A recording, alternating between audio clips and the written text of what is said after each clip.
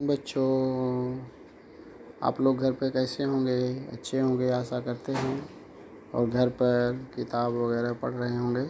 तो आज हम लोग मौर्यकालीन भारत इतिहास के अंतर्गत अशोक के बारे में, सम्राट अशोक के बारे में अध्ययन करेंगे। जैसा कि हम जानते हैं कि मौर्य साम्राज्य की स्थापना चंद्रगुप्त मौर्य ने की। चंद्रगुप्त मौर्य के बाद उनका बेटा बिंदुसार मौर्य साम्राज्य की गद्दी पर बैठा। उसके बाद सम्राट बिंदुसार की मृत्यु के बाद मगध का राजा सम्राट अशोक बैठा। वह करीब ईसा पूर्व 273 में मगध की सत्ता पर आसीन हुआ। राजा बनने की पूर्व उसकी नियुक्ति तक्षशिला और उज्जैनी के राज्यपाल के रूप में की गई थी। राज्यपाल के रूप में कार्य करते समय तक्षशिला में विद्रोह हुआ था और अशोक ने इस विद्रोह को सफलतापूर्वक दबाया था। मगध का सम्राट पद प्राप्त करने के पश्चात उसने कलिंग पर आक्रमण किया। कलिंग राज्य अपने प्रदेश वर्तमान उड़ीसा राज्य में था। सम्राट अशोक ने कलिंग पर विजय प्राप्त की। सम्राट अशोक के राज्य का विस्तार पश्चिमोत्तर अफगानिस्तान तथा उत्तर दिशा में नेपाल से दक्षिण दिशा में कर्नाटक तथा आंध्र प्रदेश तक फैला दिया उसने। और बंगाल से पश्चिम बंगाल में सौराष्ट्र तक उसने अपने राज्य का विस्तार किया। सम्राट अशोक की प्रमुख घटना कलिंग युद्ध की थी। कलिंग युद्ध में उसने बहुत ही रक्तपात किया। उस रक्तपात को देख करके उसने निश्चय किया कि अभी वह युद्ध नहीं करेगा। उनकी दृष्टि सत्य, अहिंसा और दूसरों के प्रति दया और क्षमाभित जैसे गुण महत्वपूर्ण हो गए। उन्होंने विभिन्न स्थानों पर स्तंभ बनवाए। ब्रह्मलिपि में उनका उल्लेख है। और उन्होंने अपने आप को स्वयं को देवानां प्रियो यानी ईश्वर का प्रिय दर्शी इस रूप में किया। राज्याभिषेक होने के 8 वर्ष के पश्चात उसने कलिंग पर विजय प्राप्त की और वहाँ हुए संहार को देखकर उसका हृदय परिवर्तन हुआ। यह उल्लेख इस लेख में मिलता है।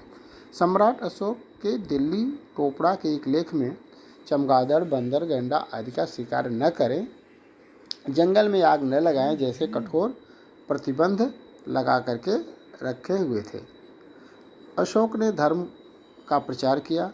अशोक ने स्वयं बौद्ध धर्म को स्वीकार किया। उसने पाटलिपुत्र में बौद्ध धर्म की तीसरी परिषद का आयोजन किया था।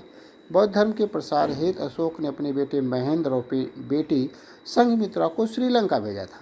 दक्षिण पूर्व एशिया और मध्य एशिया के देशों में भी धर्म प्रसार हेतु बौद्ध भिक्षुओं को भेजा था।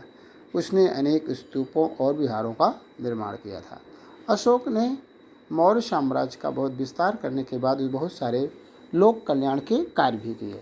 अशोक ने प्रजा को सुख सुविधा का उपलब्ध कराने पर बल दिया। जैसे लोगों को तथा पशुओं को निःशुल्क औषध मिले, ऐसी सुविधा उपलब्ध करवाई। अनेक सड़कों का निर्माण कराया। छांव के लिए सड़कों को दोनों ओर पेड़ लगवाए। धर्मशाला का निर्माण किया, कुओं का निर्माण किया। इस तरह उसने प्रजा रक्षक, प्रजा के पालन के लिए काम किया। मौर्य साम्राज्य का राज्य विस्तार। मौर्य साम्राज्य की राजधानी पाटलिपुत्र थी। राज्य शासन की सुविधा की दृष्टि से साम्राज्य के 4 विभाग बनाए गए थे। प्रत्येक विभाग की स्वतंत्र राजधानी थी। जैसे पूर्व विभाग तोशाली उड़ीसा, पश्चिम विभाग उज्जैनी मध्य प्रदेश, दक्षिणी विभाग सुवर्णगिरी कर्नाटक में कनकगिरी, उत्तर विभाग तक्षशिला यानी पाकिस्तान। राज्य प्रशासन को लेकर राज्य को सलाह देने के लिए मंत्रिपरिषद हुआ करती थी। विभिन्न स्तरों पर कार्य करने वाले अनेक अधिकारी थे। इन सभी का परीक्षण करने और शत्रु गतिविधियों पर नजर रखने हेतु बहुत सक्षम गुप्तचर विभाग था। मौर्यकालीन जनजीवन। मौर्य कालखंड में कृषि के उत्पादन को बहुत महत्व था। कृषि के साथ साथ व्यापार तथा अन्य उद्योग भी बहुत समृद्ध हुए थे। उसने कपड़ा बुनने, रंगना, धातुकार जैसे अनेक दूसरे व्यवसाय भी चलते थे। चमक वाले काले रंग के मिट्टी के बर्तन बनाए जाते थे। जलपोतों का निर्माण बड़ी मात्रा में उद्योगों पर होता था। इस तरह मौर्यकालीन जनजीवन था। अगर नगरों और गाँवों में देखें तो वहाँ के लोग तीज त्यौहार उत्सव संपन्न करते थे। उनमें लोगों के मनोरंजन के लिए नृत्य गायन के कार्यक्रम होते थे। दंगल, रथों की दौड़, लोकप्रिय खेलें, पासों के खेल, शतरंज के खेल, इस प्रकार वे विभिन्न प्रकार के खेल करते थे। मौर्यकालीन साहित्य का वर्णन मौर्यकालीन में शिल्पकला को बहुत ही विकास किया गया। मौर्य काल के दौरान अशोक द्वारा स्थापित स्तंभ भारतीय शिल्प कला के उत्तम नमूने हैं। उनके द्वारा निर्मित स्तंभों पर सिंह, हाथी और बैल जैसे पशुओं के अत्यंत उत्तम शिल्प हैं। सारनाथ में निर्मित अशोक स्तंभ पर अंकित चक्र भारत के राष्ट्रध्वज पर भी दिखाई देता है। इस स्तंभ पर चारों ओर सिंह अंकित है, परंतु सामने से देखते समय उसमें 3 सिंह ही दिखाई देते हैं। यह भारत की राज्य मुद्रा है।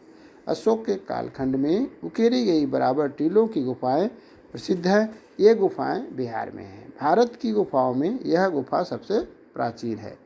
सम्राट अशोक की मृत्यु के पश्चात मौर्य साम्राज्य का पतन आरंभ हो गया। मौर्य कालखंड के बाद भारत में अनेक राज्य उदय हुए। उन साम्राज्यों का भी उदय हुआ। मौर्य साम्राज्य प्राचीन काल से सबसे विशाल साम्राज्य था। मौर्य कालखंड के बाद घटित राजनीतिक एवं सार्वजनिक अन्य घटनाओं के बारे में हम अगले पाठ में पढ़ेंगे। तो बच्चों, अशोक मौर्य के बारे में, चंद्रगुप्त मौर्य के बारे में और मौर्यकालीन जो शासन व्यवस्था थी उसके बारे में इस पाठ को ध्यान से पढ़ लो। इस पाठ से छोटे छोटे प्रश्न बना करके उसे लिखो, उसके उत्तर ढूंढने का प्रयास करो और उसे लिख करके व्हाट्सएप पर भेज दो। धन्यवाद। Thank you very much.